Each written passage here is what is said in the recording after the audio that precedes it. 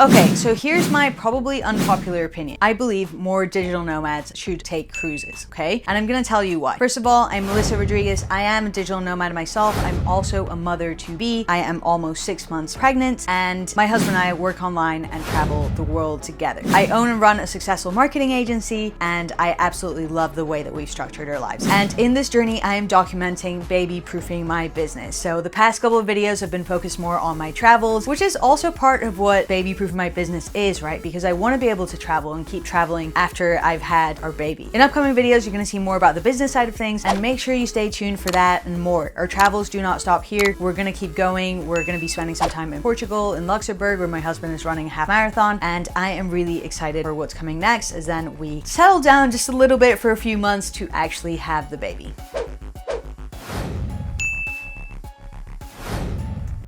Now, one of the things that we always try to do when we're structuring our lives is to make things more interesting, make things more fun, and have interesting experiences. So when we were planning our travels to Europe, so from Brazil, Argentina, where we were spending a few months, over to Spain, where we wanted to have the baby, we thought, hey, what if we took one of these repositioning cruises? Now, I had done cruises before with my family, but I'd never done with my husband. My husband had never done a cruise before. And we saw that these cruises that are shipped off from South America or from the Caribbean over to Europe for the summer. This is a trip that the cruises have to do anyway, because they are moving the ship over to do European trips during the summer, right? And then they move them back to warmer climates during the European winter. So in that trip back and forth, you can usually get some pretty amazing deals. And this was a trip that we were planning on taking anyway. So when we factored in the cost of the flight, the cost of what we would spend on food and on Airbnbs for the 2 weeks of the cruise, it actually became an absolute no-brainer for us to take a cruise and have this different experience rather than fly, be jet lagged, be packed in an economy plane for 10 hours or 8 hours or however many hours there are. We wanted to have a different experience that felt more luxurious, that was more fun, and that kind of embodied this slow, intentional travel that we like to live. So we found this cruise that went from Brazil all the way to Spain, and we decided to go on this cruise. Now, transatlantic cruises, they do have some stops, but they also have a lot of sea days. So these are days that you spend 100% on the boat. And these boats are essentially floating cities. They have pools, they have thermal areas and spas, they have a gym, they have casinos, they have different restaurants, they have different cafes, they have live music in different places. So there's so much to do, especially on sea days. You never get bored. Now, what about the internet, you might be asking? Well, we did add on an internet package. It cost us around $400 for 3 devices for the 2 weeks, and the internet has worked perfectly. I've had calls with clients, I've had calls with my team, so has my husband, and we've actually been able to work as normal whilst being on the boat. If anything, it's been easier to work here because there are so many things that you think about in your day-to-day life that you don't have to think about here. For example, grocery shopping and cooking, that's all taken care of. You have food in a buffet practically 24 hours. You have different restaurants you can go to during different times, and the food is absolutely delicious. It is so good. Gym, I was able to keep up with my gym routine, which was absolutely fantastic. We also got the thermal area add-on, which was an extra $300 for us to be able to go to the thermal area. So that was a sauna, the steam room, the ice room, and these like heated chairs with a view over the sea as many times as we wanted. And we really made the most of it. We went almost every day, and it was absolutely fantastic. Since I'm pregnant, I wasn't spending much time in the sauna or the steam rooms, but it was amazing to just be able to go in there and relax, or even just journal on the heated bed things. Now, cleaning and housekeeping and things, we have felt spoiled, okay? Our room has been made up, I think, twice a day. So you leave the room in the morning and to go to the gym or breakfast or whatever, and when you come back, your bed's made up, clean towels are in the bathroom. It's amazing. It's impressive. And then in the evening, when you go out to dinner, you go to the restaurant for dinner, when you come back, the bed has been turned down and the curtains closed and everything ready for you to go to bed. It just feels very luxurious. It feels really nice. Our cabin is really spacious. At no point have we felt like we don't have space, and I've absolutely loved it. I don't feel like I want to do transatlantic in any other way again. If I have the time, if I have the resources, I've even seen families, like digital nomad families on here, a couple that are traveling with their baby and both working online. It's been so inspiring. Most of the people I've actually met on the journey, or most of the people you see on the boat, are of an older demographic, which makes sense. Most of the people who have time to do this are older or retired, but there are a few families, there are some young people. Anyway, so long as you travel with the people you want to hang out with anyway, then it doesn't really matter whether you like make friends or not. Although we have made some good friends at dinner. So at dinner, if you go in a small group, they will sit you with other people. Yeah, you get to enjoy other people's companies and meet to people and chat to people that you probably otherwise never would have met. So this is my baby bump update. Honestly, I had have really been struggling with body image the past couple of weeks. The downside to the boat for me, and this is an upside and a downside, is that there's unlimited food and it's really good food. And I'm really struggling with like self-control and my normal eating portions and the normal things that I eat when I'm not on a boat with unlimited food. There's healthy food here as well, but it's just been really hard. I feel like during the first week, I had really good self-control and the way I was handling, the way I was eating was fairly healthy. And then in the second week, I feel like it hasn't been that way and I'm really feeling it in my body. So I don't just feel like my bump has grown, I feel like I've gained weight, which is not a pleasant feeling. But also rationally, I understand that once I get back to normal eating and once I get back to my normal habits, then I'm gonna feel just a lot better. We're getting off the boat tomorrow and I feel like that is the only thing I'm looking forward to. I'm not looking forward to the grocery shopping or the cooking or having to make my own bed.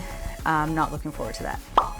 But I'm excited to get back on track with my eating habits because I know that physically that's going to help me feel so much better. In my business over the next couple of weeks, I am also going to be doing a trial run on my maternity leave. So essentially disappearing for a week or two. This is something I still need to discuss a little bit further with my team. I thought we'd be in a different place by now than we are. So I'm not 100% sure whether I'm going to do it or postpone it or what's going to happen there. But it is an exercise that I am going to do at some point. Just do a little test run. What is it like for Melissa to not be around? Stay tuned for that and thank you so much for watching. Make sure you subscribe for more. Bye!